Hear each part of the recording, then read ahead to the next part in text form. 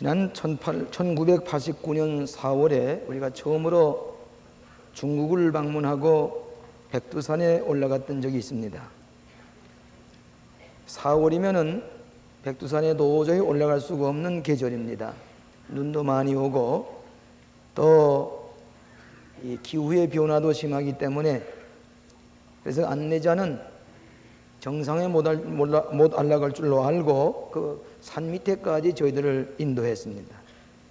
그리고는 그 안내자가 하는 말이, 이렇게 눈이 쌓였고 지금까지 4월에 백두산에 올라간 적이 없는데 저들은 도저히 위험해서 안내할 수가 없다 그러면서 그 안내자들은 피해버리고 말았습니다. 저희들은 그 밑에 무슨 폭포나 떨어지는 것을 보고 그대로 돌아갈 수가 없어서 정상을 향해서 도전을 했습니다. 안내자는 어딘가 피해버리고 말았습니다. 그 정상을 향해서 안내자도 없이 길을 따라서 올라가는데 눈이 이렇게 쌓였습니다. 그걸 피해가면서 눈에 빠지면서도 계속해서 올라갔습니다. 백두산 정상까지 이르렀을 때에 도저히 올라갈 수가 없습니다. 한 200~300m 정상을 바라보면서 점심도 굶었습니다. 이제는 포기할 수밖에 없습니다. 그래서 일부에서는 위험하니 여기서 우리가 앉아서 예배 보고 내려갔습니다 그랬습니다. 그럼 우리 도저히 여기까지 와서 정상에 올라가서 백두산 천지라도 보고 가야 되지 않겠느냐. 다시 용기를 내서 정상을 향해서 올라갔습니다.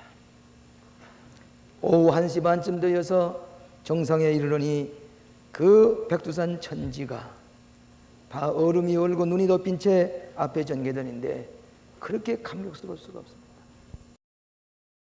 을 바라보면서 그대로 거기에 엎드려져서 울면서 기도를 시작했습니다. 저 북한 땅에도 자유를 주시고 복음이 선포되게 하여 주시옵소서. 합심해서 통성으로 기도할 때에 중국인 안내자가 멀리서 바라보면서 뒤따라 올라왔습니다. 간절한 마음으로 기도하는 것을 보고 지금까지 관광 안내를 했지만은 저 모습은 처음 보는데 도대체 무슨 연문이냐고 물을 때에 내 조국을 향해서 우리가 이렇게 기도하느라고 그들도 아주 큰 감명을 받는 것을 나중에 얘기하는 것을 들었습니다. 주일 예배를 드렸습니다. 선창식을 행했습니다. 점심도 굶었습니다. 그리고 거기서 기도를 드리고 내려올 때에 그 감격이라는 말로도 할 수가 없습니다. 백두산 정상에 이르렀던 그 감격, 그 예배, 그 성찬식, 그 기도 지금도 잊을 수가 없습니다. 마지막 한 200~300m를 앞에 놓고 도저히 올라갈 수가 없어 포기할 수밖에 없는, 중단할 수 없는 그 지점에서 다시 용기를 내서 그 정상에 올라가서 예배를 드릴 때 정상에 선 인생의 승리의 모습을 거기서 체험하게 되었습니다. 크리스찬의 생활이라고 하는 것은 정상에 도전하는 삶이요 최선의 삶을 살아가는 것이 그리스도인의 삶이라고 할 것입니다. 예수 그리스도는 우리의 최고의 정상이시요, 또 예수님은 인생을 최선을 다해서 살아가신 그분을 따라가는 것, 정상을 향해 가는 최선의 삶이 되는 것입니다. 예수 믿고 변화되었다는 말은 지금까지 저 세속 문화 속에서 가치관도 바로 세우지 못하고 살아가던 우리들이 예수를 알므로 말미암아 가치관이 정립이 되고 그리고 예수님을 향해서 변화된 삶을 살아가는 것은 정상을 향해서 최선의 삶을 살아가는 것이라고 할 것입니다. 사도 바울 선생이 빌립보 교회에 보낸 편지는 지극히 적극적이고 긍정적인 말씀입니다. 1장 6절에 너희 속에 착한 일을 시작하시니가 그리스도 예수의 날까지 이룰 줄로 확신하노라. 그리스도 예수의 날까지 이루실 줄로 믿고 확신하노라. 그 다음에 10절로 11절로 보면 너희로 지극히 선한 것을 분별하여 진실하여 허물이 없이 그리스도의 날까지 이루고 예수 그리스도로 말미암아 의의 열매를 가득하게 맺혀 하나님께 영광과 찬송을 돌리기를 원하노라. 다시 말하면 정상을 향해 가는 최선의 삶을 권고하시는 사도 바울의 말씀이라고 생각이 됩니다. 오늘 우리는 이 정상을 향해 가는 최선의 삶 속에서 저는 4가지 교훈을 이 아침에 생각하면서 은혜를 나누고자 합니다. 정상을 향해 도전하는 최선의 삶은 첫째로 우선순위를 바로 설정하는 삶이 되어야 됩니다. 우선순위를 바로 설정하는 것입니다. 그리스도인의 삶이라고 하는 것은 바른 가치관에 의해서 우선순위를 분명하게 설정하고 살아가는 것입니다. 신앙생활하기 전과 신앙생활 후에 분명한 차이는 삶의 프라이오리티가 달라진 것입니다. 무엇을 먼저 하고 무엇을 나중할 것인가, 우선순위가 달라지는 것입니다. 그런 거로 마태복음 6장 33절에 너희는 먼저 그의 나라와 그의 의를 구하라. 그리하면 그 밖에 모든 것을 너에게 더하시라.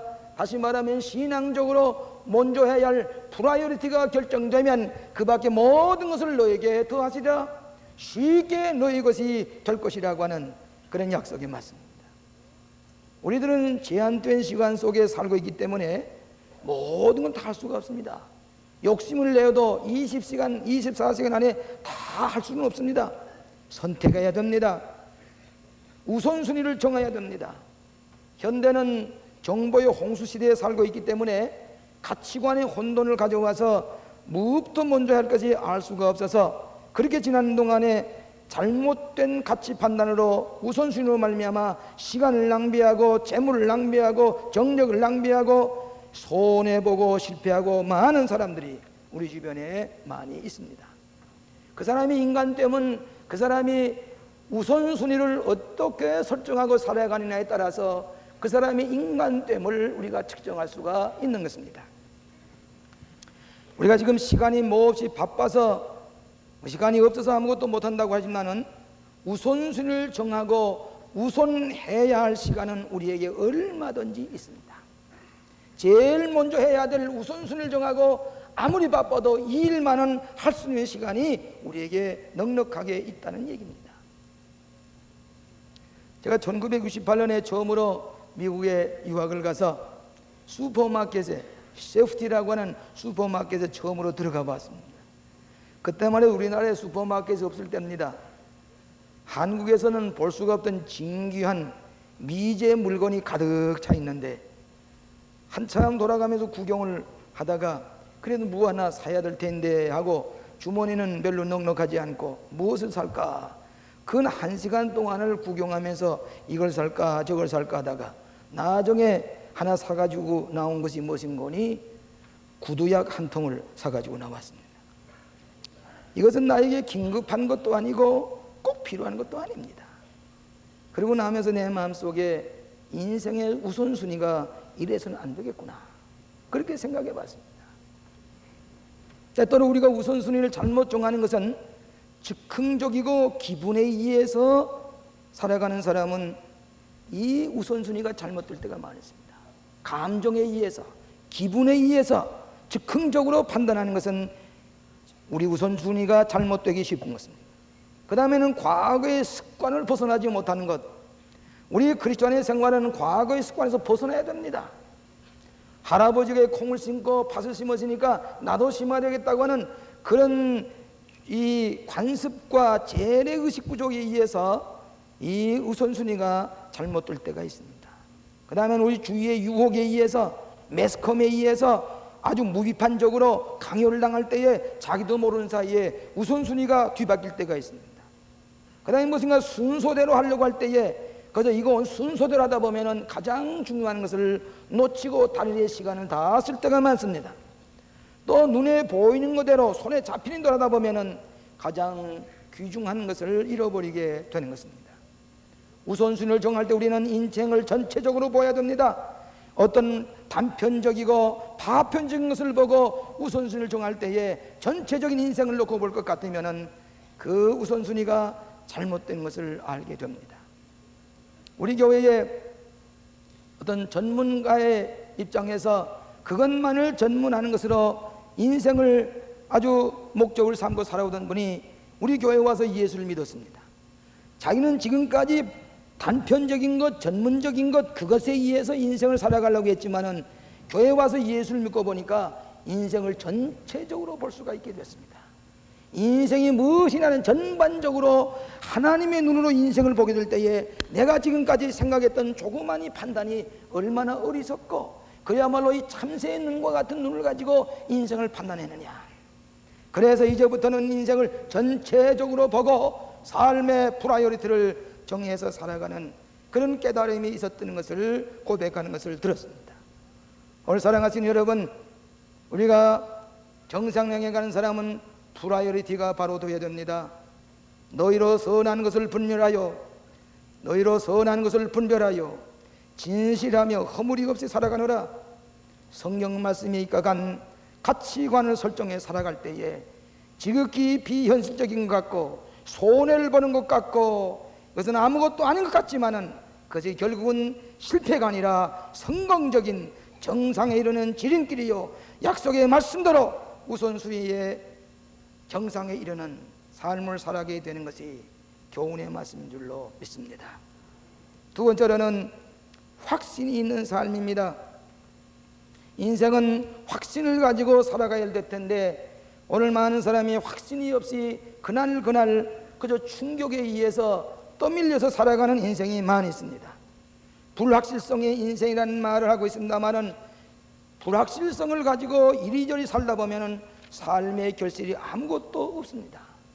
크리스찬의 삶이라고 하는 것은 확신을 가지고 최선을 다해 살아가는 것을 말합니다. 너희 속에 착한 일을 시작하신 이가 그리스도의 날까지 이루실 줄로 확신하노라. 최선의 삶을 살아가는 것은 예수님과 함께 하나님의 뜻을 따라서 꼭 성취될 줄로 믿고 최선을 다해서 살아가는 삶입니다. 크리스찬의 삶은 그저 되는 대로 어물어물 살아가는 게 아니라 포커스를 두고 비전을 가지고 오늘 내일 최선을 다해서 달려가는 삶이 되는 것입니다. 우리 광림수도원에 최근에 기도공원이 거의 완공 단계에 이르러서 제가 토요일에 기도하면서 그 기도공원을 다 올라보며 많은 은혜를 받습니다. 그렇게 은혜를 쏠 수가 없습니다. 겟세마네 동산에서 기도하시는 모습을 보며 그 옆에 이것이 이 조각은 누구누구가 부모님을 위해서 기증한 것입니다 할 때에 그 기증한 분의 이름과 함께 그렇게 돋보일 수가 없습니다. 그러면 기도하면서 올라가다가 거기에 많은 나무들을 심었습니다. 아주 수종개량을 했습니다.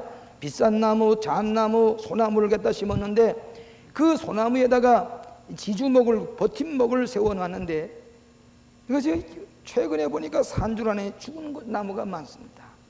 왜 그런 거니? 그 뿌리가 그 흙에 접근이 되지 못하기 때문에 뿌리가 그 흙과 떨어져 있기 때문에 누렇게 되어서 뽑아버릴 수밖에 없는 나무를 보았습니다. 오늘 우리가 확신 있는 삶이라고 하는 것은 우리의 삶의 뿌리가 믿음에 굳게 나려진 접근된 분명한 흔들리지 아니하는 확신이 있는 삶을 살아가는 사람만이 정상에 이를 수가 있다고 하는 교훈입니다. 최근에 우리 교회에 대학 입시를 앞에는 부모님들이 저녁마다 모여서 춤이 마르도록 눈물을 뿌리면서 기도하는 걸 볼 때에 측은해서 볼 수가 없습니다.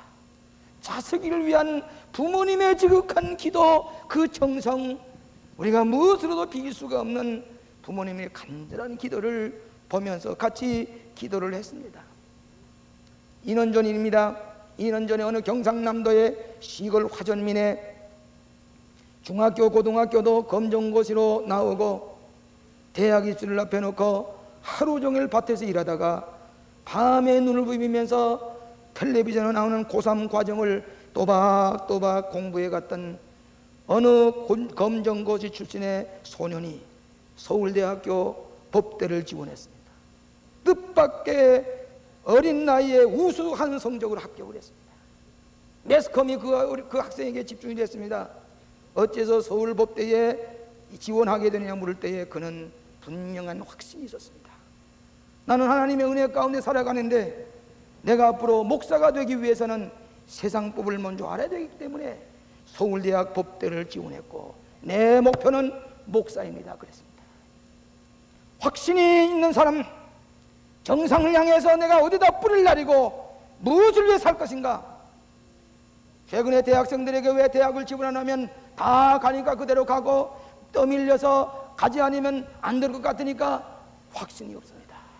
인생에 골이 없습니다. 목표가 분명하지 않습니다. 내가 서울대학교 법대에 가는 까닭은 목사가 되기 위해서, 중고등학교도 가난해서 검정고시를 칠 수밖에 없지만은 받은 바 은혜가 감사하니 하나의 큰 비전을 가지고 확신 있는 삶을 살아가기 때문에 정상에 이르는 그 삶을 볼 수가 있습니다. 최선의 삶은 확신 있는 삶입니다. 너희 속에 착한 일을 시작하시니가 그리스도 예수의 날까지 이룰 줄을 확신하노라. 세 번째로는 열심히 있는 삶입니다.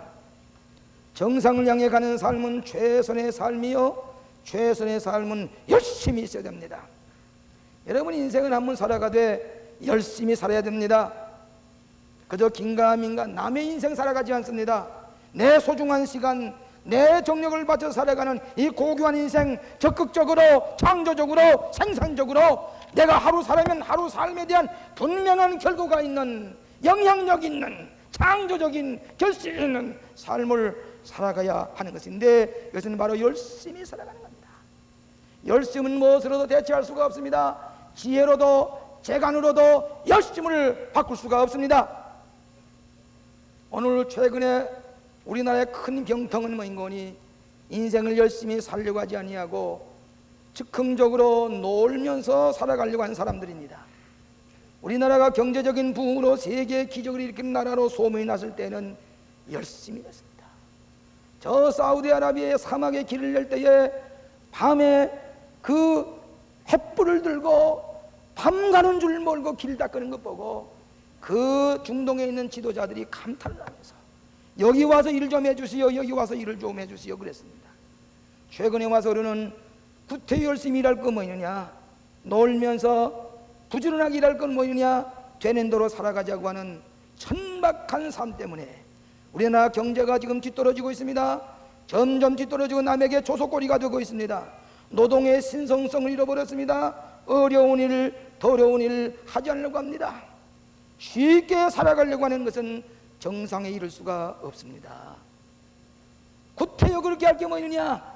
목회라도 뭐 그렇게 구태여 모스크바에 가서 센터를 세우고 에스토니아에 가고 중국의 교회를 세우고 농촌교회를 세우고 군인교회를 세워주고 장학금을 대주고 일본의 선교사를 파송하고 일본의 학생들 다리다가 공부를 시키고 그렇게 밤낮 농어촌을 도와주는, 그렇게 할 필요가 뭐냐?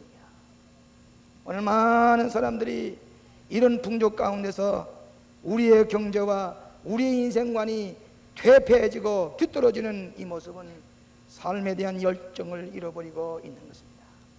뒤떨어질 수밖에 없습니다. 남에게 열심히 사니 많지, 내가 열심히 사는 많지, 그 흔적은 자식들에게 나타나고 손자들에게 나타나고 주위 환경에 나타나게 마련입니다. 열심히 살아서 남에게 주는 것 없습니다. 다 저축이 되는 것이고 결과가 있는 법입니다. 우리 교회 참 늘 사랑하고 우리 교회를 간 데마다 강의 때마다 말씀하신 우리 피터 웨그너 박사, 세계적인 교회 성장학자가, 제가 미국에 갔을 때 그분이 저녁을 초대했습니다. 갔더니 그 사모님이 연어를 쪄서, 난 생전 그런 음식을 처음 먹어봤어요. 정성껏 만찬을 열어서 그래 식사를 드는데 딸만 셋이 있습니다. 그래 자녀들을 소개하는데 아마 내 생각에는 UCL에 다니거나 무슨 법관이 되거나 혹은 무슨 저 하버드에 다니거나 그렇게 소개하는 줄 알고, 그리고서 했더니 소개하는데 이 맞다는 용접고입니다. 용접고입니다. 오늘도 하루 종일 용접을 하다 왔습니다. 이 보호 안경을 두고서 용접을 하다가 지금 와서 세수를 하고 식탁에 둘렀는데, 그런데 그 아버지 피터 웨그너 박사가 그렇게 자랑스럽게 자기가 용접공으로 보람을 느끼는 그 딸을 보고서 자랑스럽게 손을 봤습니다. 용접공이면 어떻습니까? 청소부는 어떻습니까? 오늘 우리가 인생관이 자기가 하는 데 가치관을 가지고 열심히 사는 인생이 되어야 합니다. 거기에 정상이 이룰 수가 있습니다.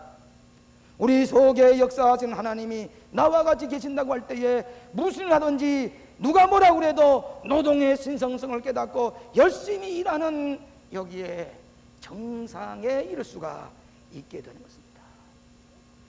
지붕을 뜯는 사람, 내 사람이 중풍병자를 메고 와서 주님께 가서 치유를 받으려고 하지만은 가까이 할 수가 없으니 땀을 흘리면서 그 중풍병 들고 지붕에 올라가서 지붕에 구멍을 뚫고 그를 내려서 예수님 앞에 내려놓을 때에 예수님은 저의 믿음을 보시고 그 열심, 하나의 생명을 살리기 위한 열심, 이것이 기적을 일으키게 하는 것입니다.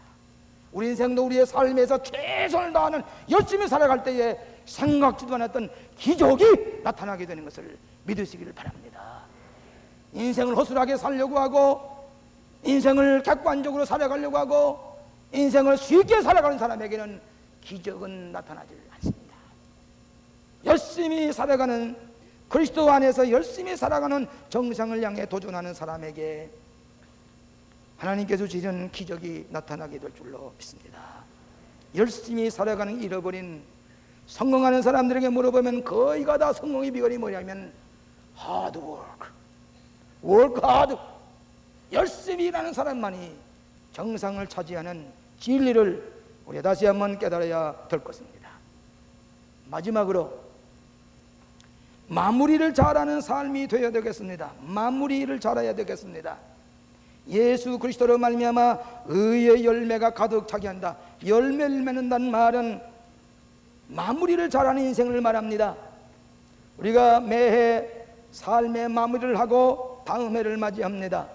앞으로 한 달밖에 남지 않은 이 한 해를 마무리를 잘하는 이 깨끗하고 의롭고 바른 삶의 결실로 마무리 짓는 우리들이 되어야 되겠습니다. 최근에 무역 적자를 많이 내서 신문마다 떠듭니다. 그런데 우리나라 제품이 해외 나가서 경쟁력을 상실하는 가장 중요한 원인은 무엇인 거니? 제품의 마무리가 잘 되지 않았다는 얘기입니다. 마무리. 제품을 이 단축구능 하나에도 마무리가 잘 되어야 되고 무슨 실밥이 붙어있지 않아야 되고 우리나라 자동차도 다 좋지만은 얘기해야 하면은 마무리 작업에 무엇인가 잘못된 것이 않느냐 그런 얘기를 하는 것을 들었습니다. 오늘 사랑하시는 여러분, 우리의 인생도 마무리를 잘해야 됩니다. 처음에는 놀란 것 같지만은 갈라디아 교인들을 향해서 바울이 말한 대로 영으로 시작하였다가 육체로 마치려고 하느냐, 이 어리석은 갈라디아 사람아, 인생의 마무리를 제대로 짓지 못하는 어리석은 인생을 이 갈라디아 교인을 향해서 바울이 말씀했습니다. 저는 지난 주간에 교역자들이 모여서 새 임원들을 선출했습니다. 새로운 집사님, 새로운 권사님을 선출하고 다른 교회에서 이명 오신 분들 전부 다 보는 가운데 한 분의 지도자를 놓고 전도사님, 목사님, 전도사 한 100여 분이 앉아서 이분이 과연 집사가 될 만한가? 집사의 자격이 없는 사람이 집사가 되면은 그 따라온 사람에게 악영향을 끼쳐서 교회 전체가 잘못되기 쉬우니 바른 지도를 세워야 되겠다. 책임적인 지도자가 되어야 되겠다. 그래서 그 이름을 놓고 사진을 놓고 전도를 얼마나 하고 트리니티를 얼마나 하고 또 그 다음에 11전 어떻게 하고 모든 데이터를 컴퓨터에 나온 것을 하나하나 줘서 이제 대조해 가면서 이 사람은 집사가 될 만합니다. 가만히 보면 깜짝 놀라. 이분의 교회 나온 지 얼마 되지 않은데 이렇게 진실하게 분명하게 책임지고 신앙생활하는 분이니 두말 하나 배웠습니다. 집사님으로 통과됩니다. 추천하는 겁니다. 또 그 다음에 권사님으로 틀림없습니다. 용서하시길 바랍니다. 어떤 분은 가만히 보면 낯이 익은 분이고 사진에는 그 얼굴이라든지 모든 게 참 그렇게 잘 되어진 가정인다마는 보니까 마무리가 되어 있질 않아. 처음에 한두 달은 11절 내지만 나중에 마무리가 되어 있질 않아. 그리고 다른 것도 보면 이 트리니티도 보면 처음에 시작했다가 아무런 결과가 없어요. 인생은 오늘 일년을 살아도 마지막까지 자기가 해야 할 책임을 마무리 짓고 넘어갈 때 한 계단 한 계단 한 계단 정상을 향해서 올라가게 되는 것입니다. 의의 열매가 가득하여 우리 분명하고 정확한 마무리를 잘하는 인생이 될 때에 최선의 삶을 살아가는 인생이 되는 줄로 믿습니다. 작년 5월 달에 우리 광림 수도원에 기독장교회 기도회 모임이 있었습니다. 그래 거기 가서 제가 기도의 신학에 대한 강의를 하는데, 그 강의를 끝나고 나니까 저 뒤에서 허름한 잠바바람으로 앉아서 간절히 기도하고 제 기도에 대한 말씀을 받아뵙기면서 진지하게 기도하는 분이 있습니다. 근데 오시 회장님이 소개하기를, 목사님 이분은 현역 삼성 장군입니다. 모부대 사령관입니다. 그러세요. 알만한 분입니다. 열심히 기도합니다. 그때 그분은 한직에 있어서 그 직만 벗어나면 군복을 벗으려 할 사람입니다. 근데 그 마지막에 하나님, 내가 군복을 하나님께서 벗으면 벗을 텐데 내가 이 명예로운 인생을 살아가게 하시옵소서.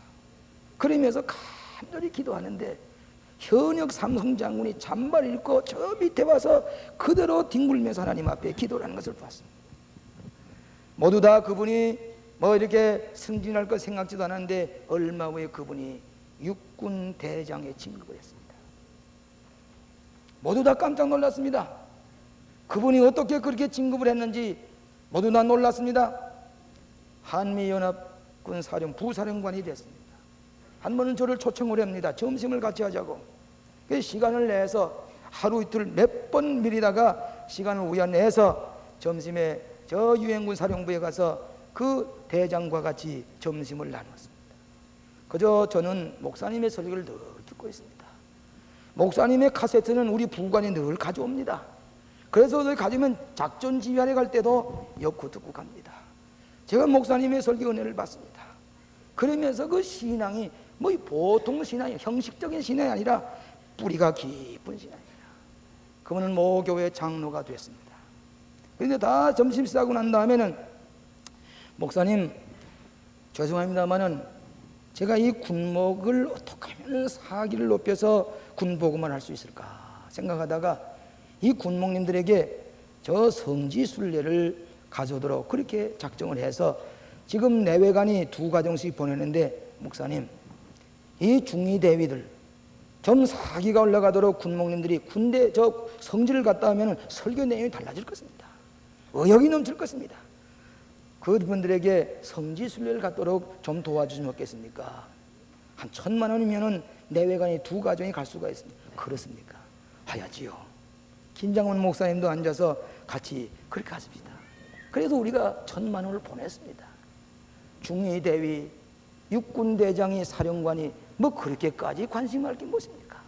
나는 그 말을 들으면서 그 한 영혼이라도 정신을 바로잡기 위해서는 복음이 바로되어야 되고, 정신이 바로되기 위해서는 영적으로 새로워져야 되는데, 그러기 위해서는 군목들이 살아야 되겠다고 하는 생각을 가지고 중위 대위의 성지순례에 관심을 가지고 그러면서 애타게 호소하는 걸 들을 때에 하야지요. 이번에 그는 군 인사이동 가운데서 예상을 되었고 육군 참모총장이 됐습니다. 장로입니다. 기도 많이 하는 장군입니다. 하나님께서는 목표를 향해서 최선을 다하고, 내가 군복을 뵙게 되어서도 내가 인생을 어떻게 최선을 다해 살 것이냐고 기도할 때에 뜻밖의 길이 열려 육군 참모총장이 되고, 또 합참의장이 되는 이진조 장군은 그 아들을 제가 주례를 했습니다. 신앙이 깊은 집사님이십니다. 오늘 사랑하시는 여러분, 나이가 60이 되고 65세가 되고 70이 되었다고 해서 이전 인생을 다 살았으니 그대로 손을 들고 그냥 그대로 휴식을 취하는 게 아니라 마지막까지 70이 되어도 80이 되어도 최선을 다해서 정성을 향해서 도전하게 될 때에 승리의 삶, 종기 여기는 삶, 정상에 이르는 기쁨이 충만한 승리의 삶이 될 줄로 믿습니다. 기도하십시다. 자비하신 아버지 하나님, 감사합니다. 금년 한 해도 우리에게 선물로 주셨는데 오늘날까지 우리 마음속에서 역사하시는 주님의 도우심으로 최선을 다해서 살게 하신 것을 감사합니다. 우리의 기업들이 잘 되고 가정들이 잘 되고 자녀들이 잘 된 줄로 믿습니다. 하나님 아버지, 우리 속에서 역사하시는 선한 일을 하게 하신 주님께서 끝까지 성취하시고 우리를 하여금 의의 열매를 맺게 하실 줄로 믿습니다. 광림교회 성도들 낙심하지 말고 하시고 늘 정상을 향해서 도전하는 최선의 삶을 살아가는 복된 백성들 되게 하여 주시옵소서. 예수님 이름으로 기도하옵나이다. 아멘.